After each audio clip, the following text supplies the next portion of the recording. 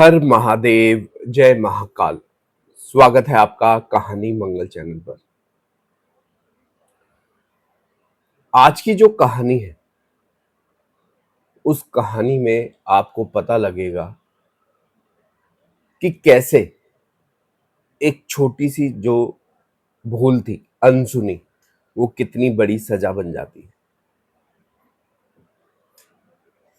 दोस्तों, आपने कई लोगों से सुना होगा या आपके बड़ों ने बताया होगा कि अगर आप किसी शमशान से गुजरे रात को या किसी और ऐसी जगह से गुजरे, अगर आपको कोई पीछे से आवाज मारे सिर्फ रात के समय, तो 3 बार जब वो आवाज मारे, 3 बार तक अनसुना करना चाहिए।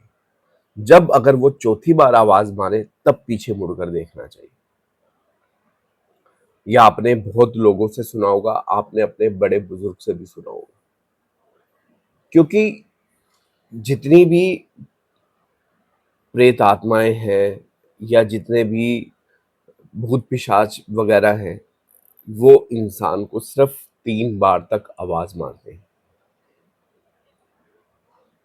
अगर आपने पहली दूसरी आवाज में सुन लिया तो आपके साथ गलत हो सकता है, लेकिन अगर चौथी आवाज आए तो फिर कोई चिंता की बात नहीं है, क्योंकि वो एक इंसान की आवाज है। ऐसा ही सब कुछ बताया गया था एक लड़के को, लेकिन उसने बात नहीं मानी। वो जिस गांव में रहता था, उस गांव में साथ ही में एक शमशान घाट था। उस गांव का एक अकेला शमशान घाट था। अब सर्दियों का टाइम, उनके जो गांव की सड़क थी उसका कार्य शुरू था। वो सड़क नए सिरे से बन रही थी।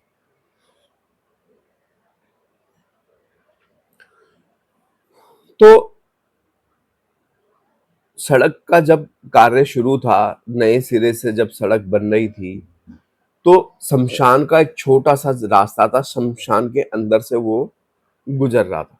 लोग वहीं से आना जाना करते थे। अब लड़के का काम जो था, वो था, वो वेटर था। होटलों में, शादियों में वेटरिंग का काम करता था। उस रात क्या हुआ, शादियों के सीजन चल रहे थे। अब वो शादी में बहुत ज्यादा लेट हो गया।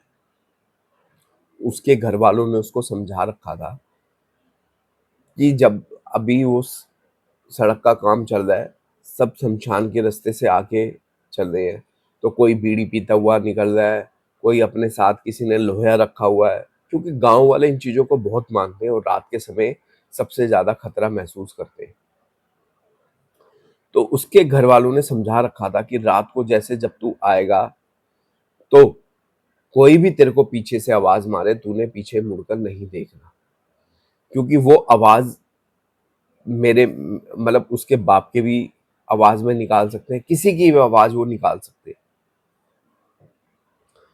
तो उसने उनकी बात को इग्नोर कर दिया, क्योंकि जनरेशन जो होती है, नई जनरेशन जो है, वो इन चीजों को नहीं मानती। वो कहते हैं ठीक है, हम जो होगा देख लेंगे। अब 3-4 दिन बाद क्या हुआ, वो बहुत ज्यादा लेट हो गया शादी में। उसका काम ही ऐसा, वेटर का काम है। अब वो करीब 2 बजे, 1:30-2 बजे के आसपास उसी शमशान के अंदर से वो निकल रहा था। तो क्या हुआ, पीछे से उसको ऐसा लगा किसी ने आवाज मारी। वो रुका, फिर आगे चला। फिर एक आवाज आई एक बूढ़े आदमी की, रुक जा बेटा, कहाँ जा रहा है तू। फिर उसने क्या करा, पीछे मुड़ के देख लिया। बस यही उसकी गलती और यही भूल थी। वहां पर उसने देखा एक बूढ़ा आदमी है, वो उससे कह रहा है बेटा कुछ खाने का है तो दे दे। अब उसके हाथ में जो एक थैली थी, जिसमें सब्जियां, रोटियां, पूड़ियां सब कुछ भर रखा था उसने। क्योंकि शादी में जो सामान बच जाता है थोड़ा थोड़ा ही अपने घर पे ले आते हैं, फ्रूट वगैरह। तो उसने कहा ठीक है बाबा। उसने 2 रोटी सब्जी उस पे रखकर उसको पकड़ा दी। अब उसकी थैली में एक सेब था। उसने कहा मेरे को ये सेब दे दे। उसने मना कर दिया कि नहीं बाबा, ये मैं अपने पापा के लिए लाया हूँ, वो थोड़ा बीमार रहते हैं। कह रहा नहीं, मुझे वही सेब चाहिए। तो उस लड़के ने कहा मैं नहीं दे रहा, कह के चला जाता है। अब वो घर पहुंचता है, घर पे जैसे सामान वगैरह रखता है, फ्रिज जैसे खोलता है, तो फ्रिज के बराबर में ही वही बूढ़ा उसको दिखाई देता है कि मैं तो सेब लेके रहूंगा। अब वो डर जाता है, उसके हाथ से सारा सामान छूट छूट जाता है। जैसे ही वो किचन की लाइट ऑन करता है, वहां कोई नहीं। अब उसका दिमाग घूमे। अब वो सामान सारा जो है उसमें फ्रिज में रखता है, और जैसे ही लेटता है तो उसके बिल्कुल चेहरे के आगे चेहरा सामने आता है। कहता है मैं तो सेब खाऊंगा। अब वो डर के बहुत तेज चिल्ला के उठता है। वो कहते हैं ये क्या बात भाई। अब उसके सारे घर वाले सब इकट्ठे हो जाते हैं, मम्मी पापा, उसकी छोटी बहन होती है। वो सारे एकदम आते हैं कि एकदम क्या हुआ, बहुत तेज तेज चिल्ला रहा है, मम्मी मम्मी पापा पापा, बहुत तेज चिल्ला रहा है। और वो क्या देख रहा है, उसके बिल्कुल रूम के बाहर ही वो बूढ़ा आदमी खड़ा है और कह रहा है मैं तो सेब लूंगा। अब वो अब उसके पापा पूछते बेटा क्या हो गया तेरे को, क्यों चिल्ला रहा है तू। वो कहता है पापा ये तो सेब लेके जाएगा, सेब मांग रहा है और मैं तो तुम्हारे लिए लाया हूँ। उसके बाप कहता है पागल वागल हो गया है क्या, कौन मांग रहा है सेब, वहां तो कोई नहीं खड़ा। वो कहता है नहीं खड़ा है वहां पे, सेब मांग रहा है वो तो। अब उसके पापा उस एकदम उनका दिमाग खटकता है। तो वो कहते हैं बेटा तू कहाँ से आया है, तू वहां रुका था, किसी ने आवाज मारी थी पीछे। तो कहता हाँ मैं रुका था, आवाज मारी थी, मैंने रोटी दी, रोटी ली नहीं उसने, कह रहा मैं तो सेब खाऊंगा। अब उसके बाप ने उसको डांटा कि जब मैंने तुझे मना करा था तूने मेरी बात नहीं मानी। अब कह रहा है ये तो सेब लेके ही मानेगा। अब वो वहां दरवाजे पे खड़े खड़े हंस रहा है। उसको लड़के को दिख रहा है, उसके घर वालों को नहीं दिख रहा, हंस रहा है मैं तो सेब लेके ही जाऊंगा।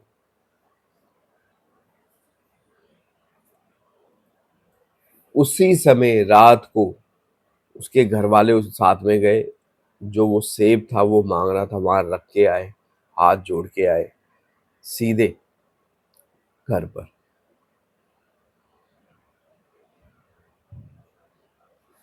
फिर रात को कुछ नहीं हुआ, सब बिल्कुल एकदम ठीक। अब क्या हुआ कि अब उसको हर रात को वही बूढ़ा नजर आए और उससे सेब खाने की डिमांड करे, मेरे लिए सेब लेके आ, रोज। अब वो डर के मारे वहां सेब रख के जाए डेली। अब घर वाले भी परेशान करे तो करे क्या। तो उन्होंने वहां किसी समझदार पंडित से बात करी। उन्होंने समाधान बताया कि इतने यहाँ पे दान कर दो, इतना ये कर दो, जो जो चीजें थी पूजा वूजा करी, और तब जाके ये सारा मामला शांत हुआ। महीनों, 2 महीनों, 3 महीनों, सब बिल्कुल सब ठीक ओके हो गया। अब वो कोई भी पीछे से आवाज मारता है, आज के बाद वो नहीं सुनता। अब वो जो खाना वाना भी जब लेके आता है तो किसी कपड़े वगैरह में लेके आता है, ढककर लेकर आता है, और चुपचाप बिना किसी को देखे बिना किसी को सुने सीधा घर पे जाता है। तो दोस्तों यही बात अगर पहले उसने मान ली होती तो इतना परेशान होने की जरूरत नहीं होती। इसलिए कई बार जो हमें बड़े बुजुर्ग जो बताते हैं वो सब कुछ ठीक बताते हैं, हम ही उसको जो है गलत समझ लेते हैं। तो दोस्तों, क्या आपको भी कोई अगर रात के समय पीछे से आवाज मारे तो क्या आप सुनेंगे, या चौथी आवाज का वेट करेंगे? ये आप पर डिपेंड करता है। कहानी पसंद आई हो तो लाइक ज़रूर करना, चैनल को सब्सक्राइब ज़रूर करना। मिलेंगे नेक्स्ट वीडियो में, तब तक के लिए एक बार ज़रूर प्यार से बोलिए हर हर महादेव, जय महाकाल। धन्यवाद।